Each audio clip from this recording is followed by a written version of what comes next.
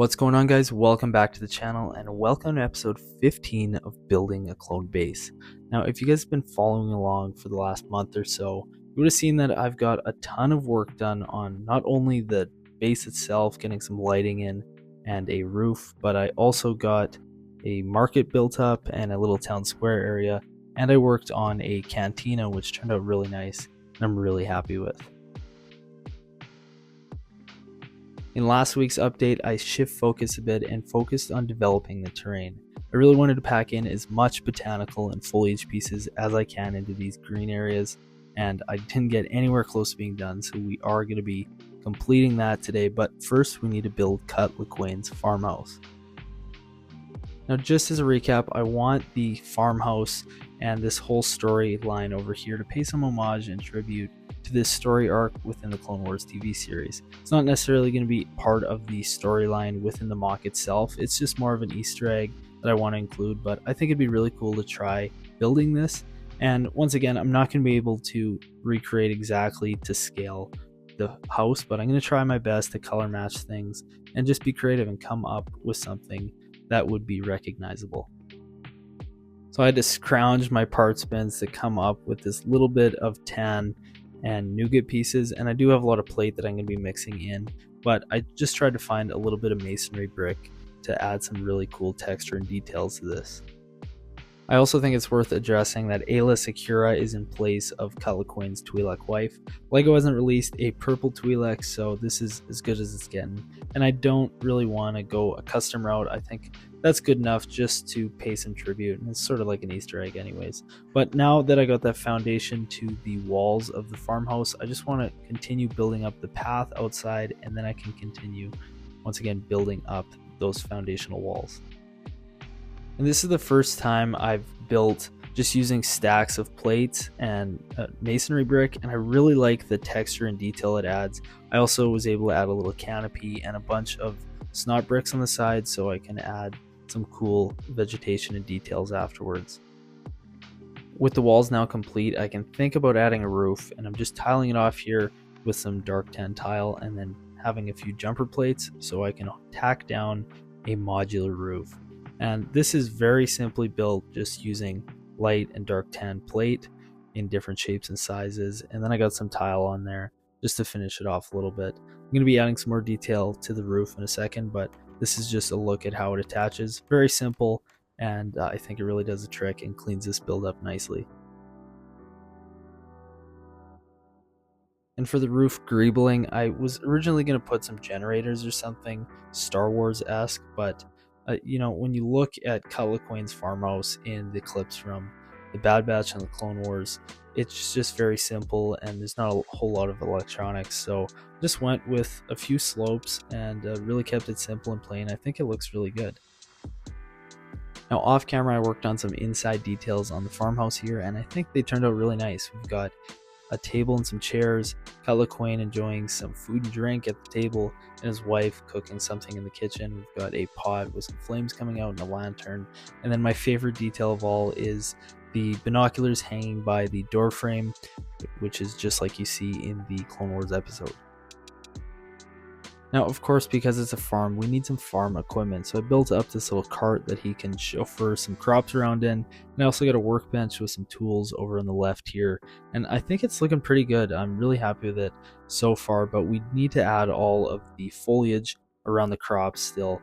Everywhere where there's green, there needs to be some foliage laid out, just like you see here, so let's get to it.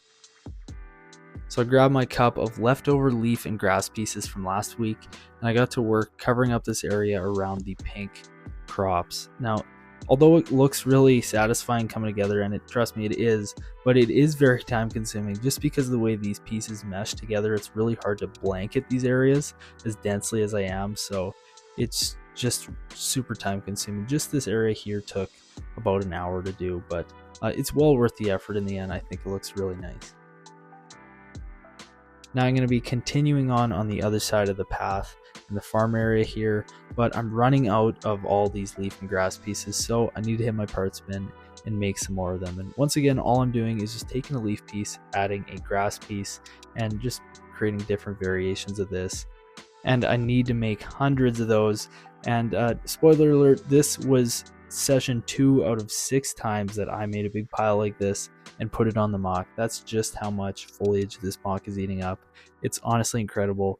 And once again, it's just a bit time consuming. I also made all these trees that I'm going to be adding later on in the episode. And I want you guys to look out for some little critters and animals. I'm going to be adding some Easter eggs as well. Just some squirrels and little bunny rabbits and whatnot. But now we can get back to doing this foliage work and just build out this area here on the left side of the farm.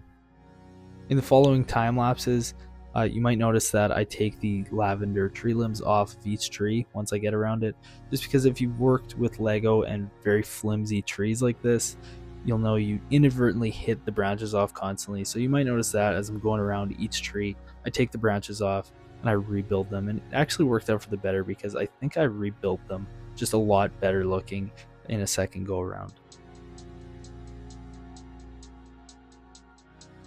As I work my way through this valley underneath the bridge and up this left side with all the foliage pieces, I'm officially complete this entire side of the mock. Other than adding a few spruce trees, it's completely finished, and it's crazy to think about that 4 months ago I started with this idea and very basic plan, and then this is what it's turned into. You know, we have 12 bricks of height that allows for that bridge to span that gap, and just the way it turned out, I'm really happy with it. But we are not even close to being finished because we still have this entire other side to worry about. I found this area to be the most challenging simply because of the gradient and steepness of it.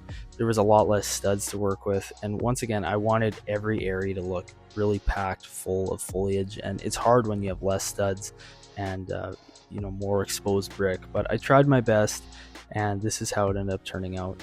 I really like it, and once again, it's going to be covered up by the bridge, which I'm going to be putting on in a second.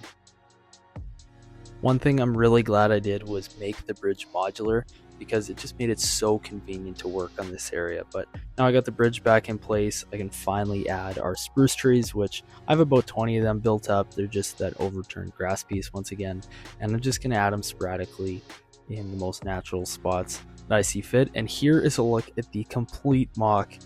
This is it. I mean, other than developing the story with the battle scene and all the minifigures, this is how the finished mock is going to look. And now my favorite part of every update is the before and after picture. So this is a before from a few weeks ago, and this is the after now that all the foliage and terrain work is complete.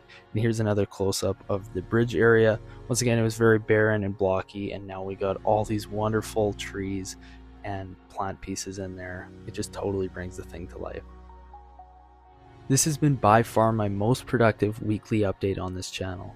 We got the farmhouse complete and completed the terrain work, which was a massive undertaking, but it was well worth the effort. It totally brought the mock to life. As far as next episode is concerned, we need to get the clone base complete, and there is a ton of work to do. First of all, I want to build a med bay and a control room and have a landing pad and light the whole thing up. It's going to take quite a bit of time, so you guys can expect that update in 2 weeks from now, and I'm really excited to finally get the mock fully complete.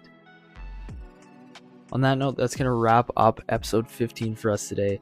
Hope you guys enjoyed today's video, and I hope to see you in the next one. Peace.